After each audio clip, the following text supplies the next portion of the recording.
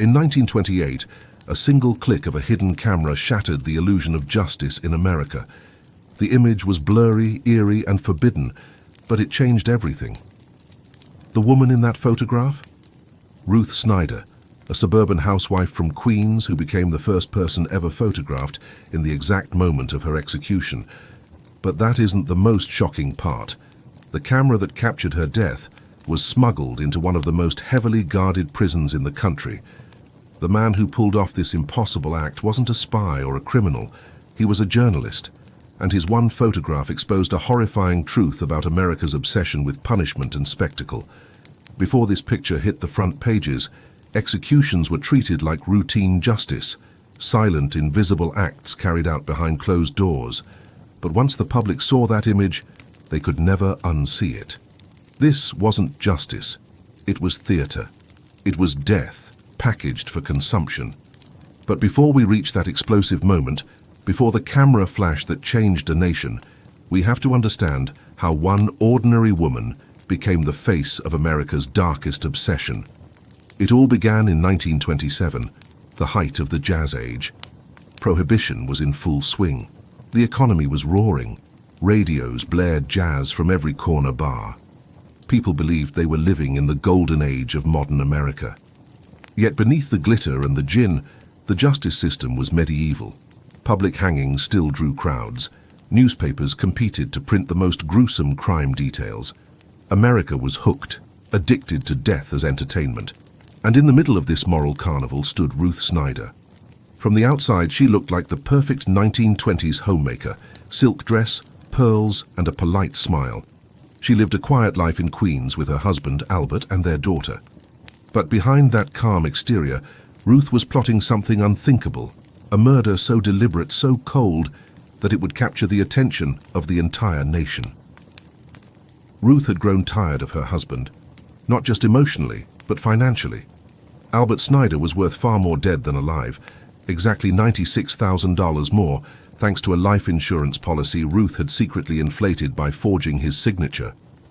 That's over $15 million in today's money. So she planned the perfect crime, no witnesses, no trace, no loose ends. But what she didn't plan for was her own arrogance. It was just after midnight, March 20th, 1927. The Snyder home was quiet.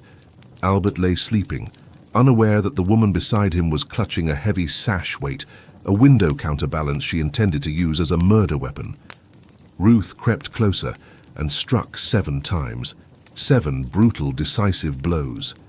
Then, in a performance worthy of Hollywood, she tied herself up, inflicted small cuts on her arms, and staged the scene to look like a burglary gone wrong. When police arrived that morning, she was hysterical, claiming 2 Italian men had broken in, murdered her husband, and left her for dead. At first glance, the story almost worked. But detectives noticed something immediately. Nothing added up. The burglars had somehow missed Ruth's jewelry sitting in plain sight. The ropes that supposedly bound her were barely tied, and she had no real injuries. Detective Arthur Carey later wrote, "Something about her story stank from the minute she opened her mouth. Within hours, the facade crumbled. Hidden in her bedroom drawer, officers found a stack of love letters, passionate, detailed, and damning. They were from a corset salesman named Henry Judd Gray. The perfect housewife wasn't just an adulteress. She was a manipulator. And Gray wasn't just her lover. He was her accomplice. Those letters revealed every chilling step of the plan, written in coded language and romantic promises. Ruth had spent months convincing Gray that her husband was abusive, that killing him was their only chance at happiness. She seduced him, controlled him, and turned him into her weapon. When the police confronted her, Ruth tried to maintain her act, but it was over. And once they caught Gray, hiding in a Syracuse hotel, the entire twisted story spilled into the headlines. But here's where the tale takes a disturbing turn. America didn't blame the man who swung the weapon. They blamed the woman who made him do it. The press dubbed her Ruthless Ruth, the blonde fiend, the coldest woman alive. Newspapers described her as a demon in pearls, the embodiment of female evil. Meanwhile, Henry Gray, the man who physically killed Albert, was painted as a helpless victim, the weak-willed lover under her spell. It wasn't just sexism, it was spectacle. America couldn't fathom a woman masterminding a murder, so they turned her into a monster, a public villain the nation could both fear and consume. And when her trial began, it became the first trial of the century. Decades before O.J. Simpson or Ted Bundy would make headlines, Ruth Snyder, the suburban killer, became a household name. April 18, 1927. The courtroom in Long Island was packed to the rafters. Over 2,500 journalists had applied for press passes. Typewriters clattered non-stop as telegrams shot across the country. Radio stations broadcast live updates, giving Americans their first taste of real-time crime coverage. This wasn't just a trial, it was a national event. Ruth entered the courtroom dressed in black, wearing her trademark pearls. Her expression was calm, almost serene, as if she knew the entire nation was watching. Beside her sat Henry Judd Gray, trembling, eyes red from crying. From the moment the trial began, the atmosphere was electric. The prosecution painted Ruth as a cold-blooded mastermind, a woman who weaponized love to achieve greed. They displayed her forged insurance documents, read her love letters aloud, and called her every name the public already believed. District Attorney Richard Nuckham thundered, "This woman used affection as a knife. She used her body as bait, and she turned an innocent man into a murderer." The defense had little to fight with. Even Ruth's own lawyer admitted privately, "We're not trying to prove her innocence. We're just trying to save her from the chair." But the real trial wasn't happening in that courtroom. It was happening in the newspapers. Each morning, readers devoured the latest Ruth updates. Artists sketched her every facial expression. Columnists dissected her clothes, her posture, her tone. America wasn't watching justice unfold. They were watching theater. For weeks, the press turned Ruth into both a villain and an obsession. Women whispered about her in beauty parlors. Men debated her guilt in cigar lounges. She became the face of everything Americans secretly feared about the new woman: independent, cunning, sexually free. And when the verdict finally came, the audience got the ending it demanded. After just 2 hours of deliberation, the jury returned. Guilty. Both Ruth Snyder and Henry Judd Gray were sentenced to die in the electric chair at Sing Sing prison. But even that wasn't the end. In fact, it was only the beginning. Because what came next would make history. Not for the crime, but for the image that followed it. On January 12, 1928, after months of appeals, Ruth Snyder was led from her cell toward the execution chamber. She was the first woman in 27 years to face New York's electric chair. Outside the prison, crowds gathered in freezing weather, waiting for news. Reporters bribed guards, hoping for a single photograph, but cameras were strictly banned. Every witness was searched before entering. Yet among the 24 official spectators sat one man quietly plotting to break that rule. Forever. His name was Tom Howard, a young photographer from the Chicago Tribune. And his mission was as simple as it was suicidal: to photograph an execution that no one was supposed to see. Howard's plan was genius in its simplicity. He strapped a small camera to his ankle, hidden beneath his pant leg, with a cable release running up to his jacket pocket. One press of that hidden button, and he would capture the most forbidden image in American history. But he had only one chance. No flash, no second shot. He'd have to time it perfectly, surrounded by guards, with his heart pounding so loudly he thought they'd hear it. At 11:01 p.m., Ruth Snyder entered the chamber. Witnesses said she looked calm, eerily calm. She was strapped into the chair, metal cap placed on her head, electrodes attached to her arms. The room went silent, and as the executioner pulled the switch, a surge of 2,000 volts ripped through her body. In that exact second, Tom Howard pressed the hidden trigger. Click. The image was captured. He had done it. He had photographed death itself. But his mission wasn't over. Now he had to get the film out without being caught. If the guards discovered his secret, he would be facing prison himself. Somehow, he made it. And by the next morning, January 13th, 1928, that image was on newsstands across America. The New York Daily News printed it full page with just one chilling headline: "Dead." Millions of Americans opened their papers to see what no one had ever seen before: a human being in the moment of state-sanctioned death. The nation erupted. Churches called it blasphemy. Politicians demanded investigations. Prison officials went into a frenzy, hunting for the leak. But none of that mattered, because the people couldn't look away. 15 million copies sold, the highest in newspaper history. For the first time, America saw the reality of the electric chair, the contorted body, the straps cutting into flesh, the unbearable humanity of it all. This was no longer justice. It was barbarism exposed. And that photograph, that one forbidden image, would change America's relationship with the death penalty forever. But the real shock was yet to come. Because the photograph didn't just end public executions, it started a war over morality, censorship, and who gets to decide what the public should see. And when you find out how far the government went to bury the truth, you'll understand why this single image terrified them so deeply. When Tom Howard's forbidden photograph hit the front page, America didn't just see an image, it saw its own reflection. For the first time, the country was forced to confront what justice really looked like. You could see every detail: the leather straps cutting into Ruth's arms, the metallic cap crushing her skull, her body jolting mid-convulsion as the current tore through her nervous system. It wasn't the sanitized version the state wanted people to imagine. It wasn't the quiet, humane process politicians had promised. It was raw, brutal, and disturbingly human. That single photograph destroyed the illusion of clean executions. Within hours, the reaction turned into chaos. The New York Daily News sold over 15 million copies, an all-time record. People lined up around the block to buy a copy, clutching the paper as if it were a relic of history. But as fast as the photo spread, the outrage spread even faster. Church leaders thundered from their pulpits, calling it an offense to decency. Politicians labeled it a national disgrace, and prison officials scrambled to figure out how a reporter had outsmarted an entire security team. But beneath all the noise, one question echoed through the country. If this is what justice looks like, how can we call ourselves civilized? Letters flooded newspaper offices, thousands of them. Some accused the press of exploiting tragedy. Others thanked them for finally showing the truth.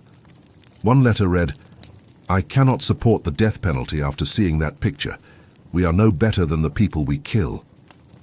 It was as if the camera had peeled away America's conscience and forced it to stare into a mirror. And suddenly lawmakers were panicking. Within weeks, new policies were passed. Execution witnesses would now be heavily vetted. Photography was banned nationwide. Reporters were stripped of access. The open executions of the early 1900s, once treated as public events, were now shrouded in secrecy. What was once spectacle became shadow. But even as authorities clamped down, something irreversible had already happened. The public had seen, and no amount of censorship could erase that. Legal scholars debated the meaning of the photograph in universities. Religious leaders questioned whether any execution could be called humane. For the first time, mainstream America began asking whether the state had any right to kill, and that terrified the government, because this wasn't just about one woman's execution, it was about control. The photograph had taken a moment the system wanted to hide and turned it into a national reckoning. It forced Americans to question why they were so fascinated by watching people die, why the newspapers were filled with stories of killers, why execution chambers had become stages, and journalists their audience. In 1928, people whispered about Ruth Snyder the way people today talk about serial killers on documentaries. They dissected her psychology, speculated about her childhood, debated whether she deserved it. The difference? Back then, her death wasn't just discussed, it was displayed. And that perhaps was Tom Howard's greatest act of rebellion. He had shown the world something it was never meant to see, and in doing so, stripped the justice system of its moral mask. But for Howard himself, the consequences were surprisingly mild. By the time officials pieced together what had happened, he was already back in Chicago. The statute of limitations protected him, and he never faced charges. He later reflected, "I showed America what it looks like when we kill someone. People needed to see that." That statement would go down as one of the boldest defenses of journalism in American history. Because in one sense, he wasn't just taking a photo, he was forcing a nation to reckon with its own appetite for blood, and that appetite didn't go away. In fact, it evolved.